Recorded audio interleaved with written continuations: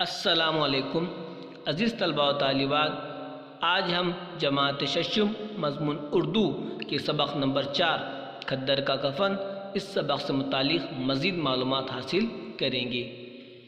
یہ اس سبق کا پارٹ 2 ویڈیو ہے، یعنی حصہ 2 ہے، اور اسی سبق کا حصہ 1 پارٹ 1 ویڈیو ہم ہمارے چینل پر اپلوڈ کر چکے ہیں۔ اگر آپ نے پہلا حصہ نہ دیکھا ہو تو آپ کو پہلے حصے کی لنک ڈسکرپشن باکس میں مل جائیں گی۔ چلیے شروع کرتے ہیں۔ نہ اس نے عورتوں مردوں کی برابری کا اصول سنا تھا، پھر بھی حقو نہ کسی مرد سے ڈرتی تھی، نہ کسی امیر، رئیس، افسر یا داروغہ سے۔ دیکھیے، اس سبق میں جو ہم بوڑھی عورت کے متعلق پڑھ رہے ہیں، جن کا نام حکیمن تھا، لیکن سبھی لوگ انہیں حقو کہہ کر پکارتے تھے۔ تو یہ جو عورت تھی حقو، یہ جو بوڑھی عورت تھی، وہ عورتوں مردوں کی برابری کے اصول سے واقف نہیں تھی، اور نہ وہ کسی مرد سے، کوئی امیر آدمی سے، کوئی افسر سے یا کوئی داروغہ سے بالکل بھی نہیں ڈرتی تھی۔ جو اپنے پاس پولیس ادھیکاری ہوتے ہیں، جو سپاہی ہوتے ہیں، انہیں داروغہ کہتے ہیں۔ حقو نے عمر بھر محنت کر کے اپنے بال بچوں کے لیے تھوڑے بہت پیسے جمع کیے تھے۔ بیچاری نے تو بینک کا نام بھی نہ سنا تھا۔ اس کی ساری پونجی، جو شاید 100-200 روپے ہو، چاندی کے گہنوں کی شکل میں اس کے کانوں، گلے اور ہاتھ میں پڑی ہوئی تھی۔ دیکھیے، یہ جو بوڑھی عورت تھی حقو، اس نے عمر بھر بہت زیادہ محنت کی اور اپنے بال بچوں کو، نواسے نواسیوں، پوتوں کو، بیٹے بیٹیوں کو پالا پوسا، ان کی اچھی پرورش کی، اور اس کے پاس جو بھی تھوڑے بہت پیسے تھے اس نے جمع کیے۔ اور اس عورت کو بینک کیا چیز ہے، بینک میں کس طرح پیسہ جمع کرتے، یہ اسے کچھ پتہ نہیں تھا اس بارے میں۔ اور اس کی جو بھی ساری پونجی تھی، پونجی کہتے ہیں رقم کو، شاید وہ اس وقت کے حساب سے 200 یا 300 روپے کی ہوں گی، جو بھی چاندی کے گہنوں کی شکل میں تھی، اور یہ گہنے اس کے کانوں میں، گلے میں اور ہاتھ میں ہوتے تھے۔ چاندی کی بالیوں سے اس کے جھکے ہوئے کان مجھے اب تک یاد ہیں۔ ان گہنوں کو وہ جان سے بھی زیادہ عزیز رکھتی تھی، کیونکہ یہی اس کے بڑھاپے کا سہارا تھے۔ مگر ایک دن سب محلے والوں نے دیکھا، نہ حقو کے کان میں بالیاں ہیں، نہ اس کے گلے میں ہنسلی، نہ اس کے ہاتھوں میں کڑے اور چوڑیاں، پھر بھی اس کے چہرے پر وہی پرانی مسکراہٹ تھی اور کمر میں نام کو خم نہیں۔ یعنی ایک دن کیا ہوا، سب محلے والوں نے اس بات پر غور کرے کہ ایک حقو کے کانوں میں نہ کوئی بالیاں ہے، ہاتھوں میں نہ کوئی چوڑیاں ہے، نہ کوئی کڑا ہے، اور جو گلے میں ہنسلی کہتے ہیں، ایک گلے میں ایک قسم کا زیور ہے جو گلے میں پہنا جاتا ہے، اسے ہنسلی کہتے ہیں، تو وہ بھی اس کے گلے میں موجود نہیں تھا۔ تو سب لوگ حیرت زدہ تھے کہ آج حقو کے گلے میں کوئی زیور نہیں ہے، ہاتھ میں کوئی زیور نہیں ہے، کان میں کوئی بالی نہیں ہے۔ پھر بھی حقو کے چہرے پر بہت مسکراہٹ تھی، اور اس کے کمر میں کوئی بھی غم نہیں تھی، یعنی اس کی کمر ابھی تک جھک نہیں گئی۔ ہم غم کہتے ہیں جھکنے کو، یعنی اس عمر میں بھی اس بوڑھی عورت کی کمر میں کوئی غم نہیں آیا تھا۔ چلیے آگے دیکھتے ہیں۔ ہوا یہ کہ ان دنوں مہاتما گاندھی علی برادران کے ساتھ پانی پت آئے۔ ہمارے نانا کے مکان میں انہوں نے تقریریں کی سوراج کے بارے میں۔ حقو بھی ایک کونے میں بیٹھی سنتی رہی۔ بعد میں چندہ جمع کیا گیا تو اس نے اپنا سارا زیور اتار کر ان کی جھولی میں ڈال دیا۔ اس کی دیکھا دیکھی اور عورتوں نے بھی اپنے اپنے زیور اتار کر چندے میں دے دی۔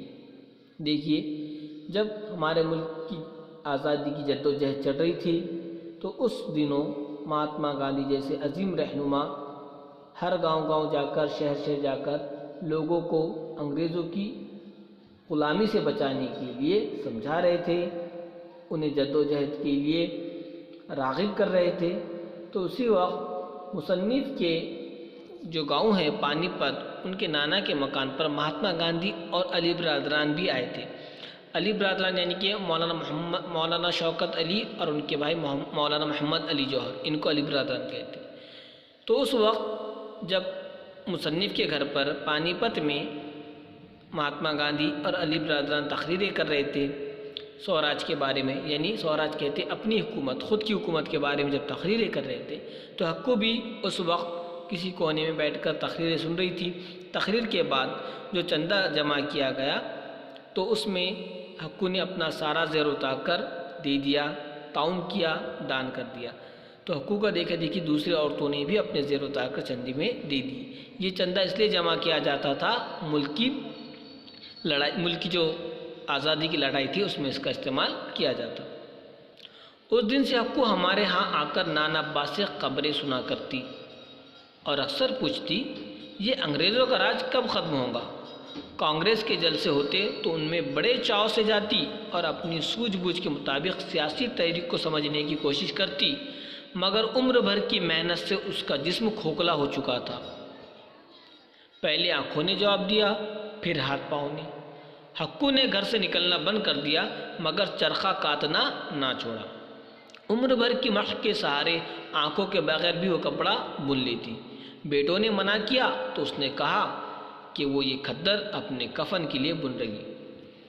دیکھو، جب سے انہوں نے مہاتما گاندھی اور علی برادران کی تقریریں سنی تھی پانی پت میں، تب سے وہ مصنف کی نانا ابا کے گھر پر جاتی اور کانگریس سے جلسے کے بارے میں بھی پوچھتی کہ اب اگلے جلسے کہاں ہیں، کب ہے، ہمارے ملک سے انگریز کا راج کب ختم ہوگا، اس کا بارے میں وہ پوچھتی تھی۔ اور ساتھ ہی ساتھ جہاں بھی کانگریس کے جلسے ہوتے تو وہاں بہت ہی دلچسپی سے جاتی تھی اور جو بھی سیاسی تحریکیں ہوتی تھی اسے سمجھنے کی کوشش کرتی تھی۔ حقو نے اپنی زندگی میں بہت زیادہ محنت کی تھی، اس لیے اس کا جسم اب کھوکھلا ہو چکا تھا، یعنی کمزور ہو چکا تھا۔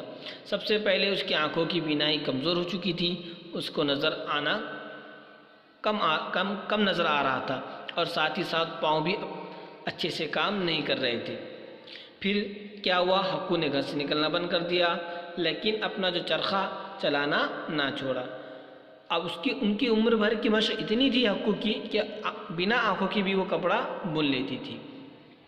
جب بیٹوں نے منع کیا یہ کام کرنے کے لیے تو حقو نے کہا کہ وہ یہ کھدر اپنے کفن کے لیے بن رہی ہے۔ کھدر کسے کہتے ہیں آپ کو پتہ ہی، کھدر یعنی کہ کھادی کا کپڑا، جو ہاتھ کی کرخے پر بن کر جو کپڑا تیار کیا جاتا ہے کھادی کا کپڑا، اسے کھدر کہتے ہیں۔ تو حقو نے کہا کہ یہ جو کھدر وہ بن رہی ہے وہ اپنے کفن کے لیے بن رہی ہے۔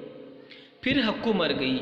اس کی آخری وصیت یہ تھی کہ مجھے میرے بنے ہوئے کھدر کا کفن دینا، اگر انگریزی کپڑے کا دیا تو میری روح کو کبھی چین نصیب نہ ہوگا۔ ان دنوں کفن لٹھے کے دیے جاتے تھے۔ کھدر کا پہلا کفن حقو ہی کو ملا۔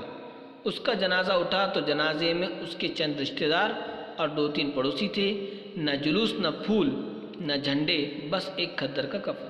دیکھیے، جب حقو کا انتقال ہوا تو اس کی آخری وصیت کے مطابق اسے کھدر کا کفن دیا گیا، اور جو انگریزی کپڑا تھا جسے اس وقت کیا کہتے تھے، لٹھا یعنی جو ایسا کپڑا جو سوتی کپڑا ہوتا تھا جو انگلستان سے آیا کرتا تھا، تو اس کی وصیت تھی کہ اسے انگریزی کپڑے کا کفن نہ دیا جائے، تو اس لیے اسے آخری وصیت کے مطابق حقو کو اسی کے ہاتھ سے بنا ہوا کھدر کا کفن دیا گیا۔